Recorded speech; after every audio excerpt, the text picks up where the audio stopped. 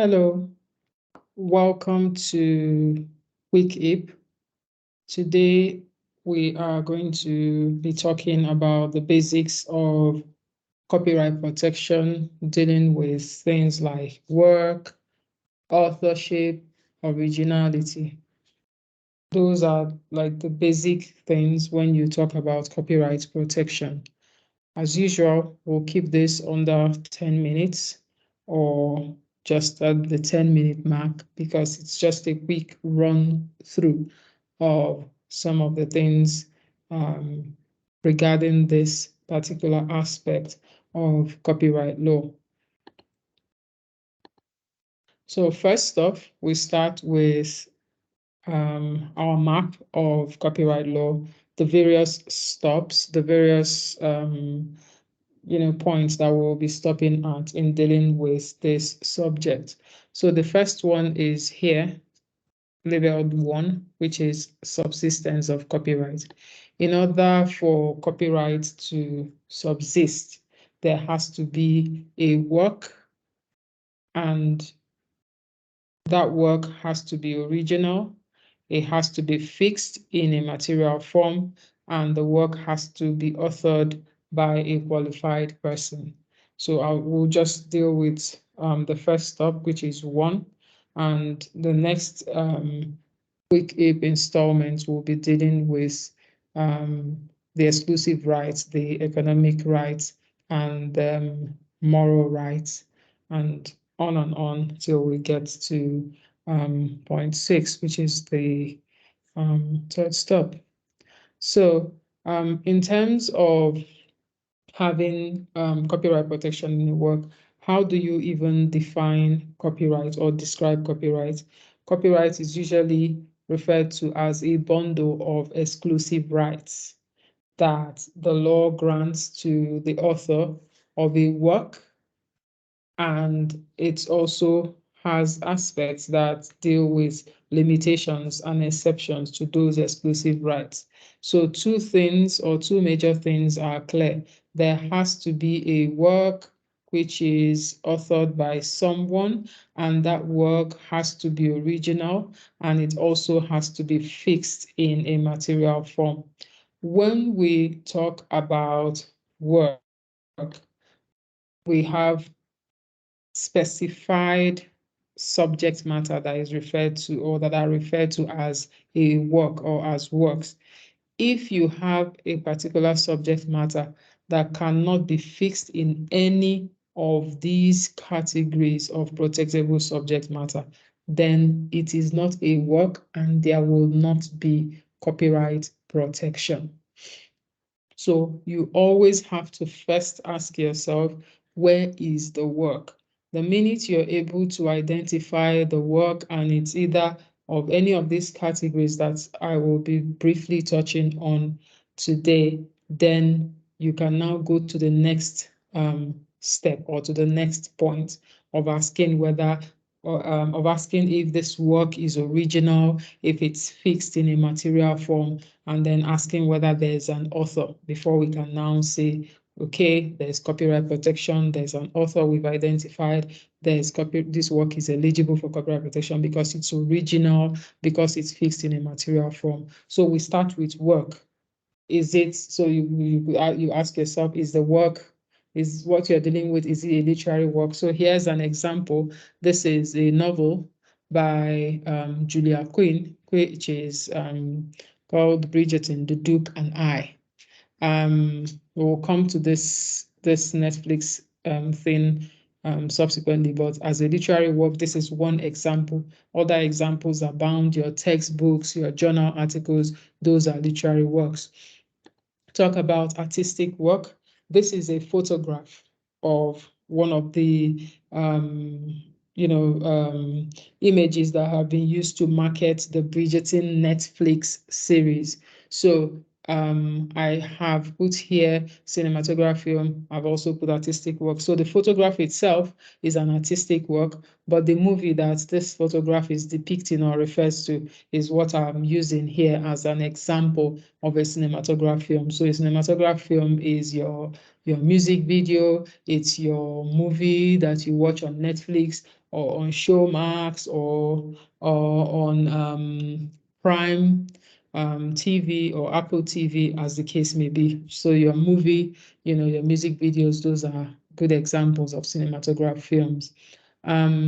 There's also musical work. Musical work refers to musical composition. So if you're going to write a song, you would write it in all those notations in musical sheets and things like that. So this is one example of a musical work.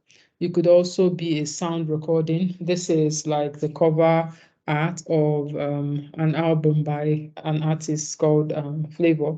And this album is titled Ijele the Traveler. So in this album, you would find all, different tracks. Those tracks are the sound recording.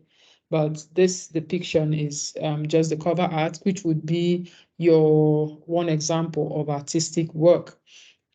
Then the work could also be a broadcast. So think your TV broadcast that you watch on TV, think, radio broadcast that you listen to on the radio. Those are examples of a broadcast.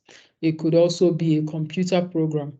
In South Africa, computer programs are protected as a distinct category of protectable subject matter. So your computer code could be is also qualifies as a work.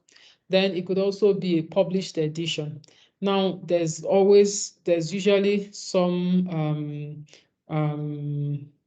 confusion around what you consider a published edition and what you consider a literary work that has been published. Usually, the published edition does not necessarily or does not protect the content of this book that you're seeing. It is the typographical layout, the design, the way it's bound, the colors, the fonts that has been used to package the edition in the publishing. So that's what is protected, not necessarily content, because usually the content would be a literary work or a musical work. It could also be a program carrying signal. That's like a signal that embodies a program that is emitted and passes through a satellite. So it's not really tangible. It's something that is that is protected, or because of the investments and all the effort that goes into emitting the signal through a satellite.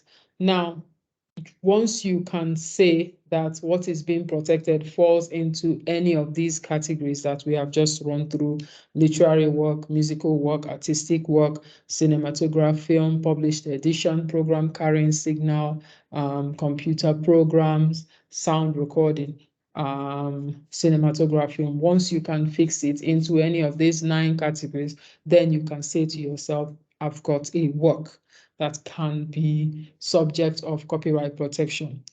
Once you've identified the work, the next thing to ask yourself is this work original? Originality is not defined in the Copyright Act and is not defined in most copyright statutes. So how do you decipher or find out if a work is original? You do that by reference to the to case law. In South Africa and in so many other jurisdictions, there has been case law that has defined originality.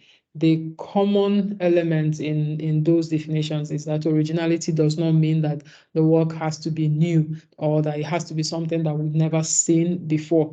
It just has to show that the author has put in independent skill and effort in creating the work. That's what gives the work its original character. The threshold for originality is not like, it's not high. It's not like what you have, like in patent law, where it has to be new. It just needs to show independent skill and effort from the author, sweat of the brow. You just need to put in the work. You just need to put in the effort. Once the work is original and it's fixed in a material form that it can be perceived, that people can be able to say, this is the work that we're referring to, and it's not just a concept that someone has in their mind, then you next ask yourself, where is the author of this work? So copyright law or the various copyright statutes would usually refer to the author, and the author is usually the person who has created the work, and sometimes it can be the person who has made arrangements for the work to be created. The minute you are able to identify a work and you're able to show that the work is original and you're able to show that there's an author for this work, then we are in business. And then the author in question has to be a qualified person. And what do we mean by qualified person? Copyright law in various jurisdictions would